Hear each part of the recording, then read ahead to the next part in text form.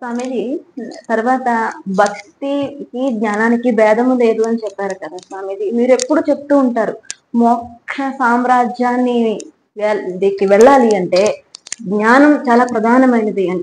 ఇప్పుడున్న సామాన్య జనానికి ఆ జ్ఞానము అనే పదార్థం జీర్ణం అవ్వాలి అంటే ఎలాంటి సాధనాలు చేయాలంటారు స్వామీజీ? మనము భక్తి జ్ఞానము అని రెండు పేర్లు పెట్టేసేపటికి అవేవో వేరుగా ఉన్నాయి అనే ఒక భ్రమ కలుగుతుంది. తేడా ఏమీ లేదు. జ్ఞానము అంటే తెలియుట. తెలియుట మానవ సహజం. మనిషిని చూస్తే మనిషికి ప్రధాన లక్షణములు రెండు ఉంటాయి. మొదటిది తెలియుట, రెండవది చేయుట. దీంట్లో ఏది ప్రధాన స్థానంలో ఉండాలి? మనిషి యొక్క సారమును చూసినప్పుడు చేయుట మనిషి సారమా, తెలియుట మనిషి సారమా అని మీరు పరిశీలిస్తే తెలియుటయే మనిషి యొక్క సారము అని మనకు అర్థం అవుతుంది.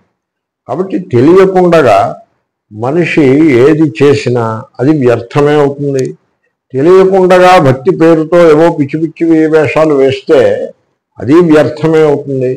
కాబట్టి యథార్థమైన భక్తికి, మళ్ళీ ఇంకోసారి అంటాను, జ్ఞానము విరుద్ధము కాదు. లోకంలో బహుళ ప్రచారంలో ఉన్న భక్తి యందు కల్తీ గలదు, దోషములు గలవు. ఏవో కొన్ని అంశములలో యోగ్యమైనవి ఉంటే ఉండుగాక, కానీ బహుళ ప్రచారంలో దోషములు ఉన్నాయి. అవి జ్ఞానమునకు విరుద్ధము. అవి తెలుసుకునే ప్రయత్నం మనిషి చేయాల్సి ఉంటుంది.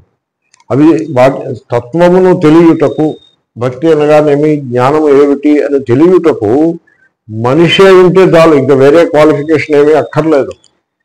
కేవలం మనిషి అయినంత మాత్రాన ఓపెన్ మైండ్ ఉంటే తెలుసుకుందుకు యోగ్యుడవుతాడు.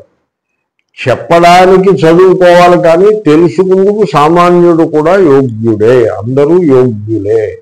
ఇటొచ్చి కొన్ని లక్షణాలు ఉండాలి. ఓపెన్ మైండ్ అంటే సత్యమును అన్వేషించేటువంటి స్వభావం ఉండాలి. గుడ్డి నమ్మకాలను అవసరమైతే ప్రక్కన పెట్టి వాటిని పరిశీలించి ప్రక్కన పెట్టేందుకు సిద్ధపడాలి. ఇంత మాత్రం చేయగలిగితే ఎవరికైనా జ్ఞానమునకు అర్హత ఉంటుంది. స్వీకరించడానికి, బోధించడానికి కొంత స్త్రీ పురుషులతో తేడా ఏమీ లేకుండా, కుల మత వర్ణ వర్గ వివక్ష లేకుండా, ఏ విధమైన భేదము లేకుండా అందరూ జ్ఞానమునకు యోగ్యులే. ఏ చదువు సంధ్యలు లేని పల్లెటూరి పడతుల వద్దకు వెళ్ళి వారు చేసుకుంటున్న పూజలో ఉన్న ఆధ్యాత్మికత, జ్ఞానము, తత్వమును గురించి నేను సరళమైన భాషలో చెప్పిన ప్రతిసారి నా అనుభవం ఎలా ఉందంటే, వారు ఎంతో ప్రేమతో తెలుసుకుంటారు.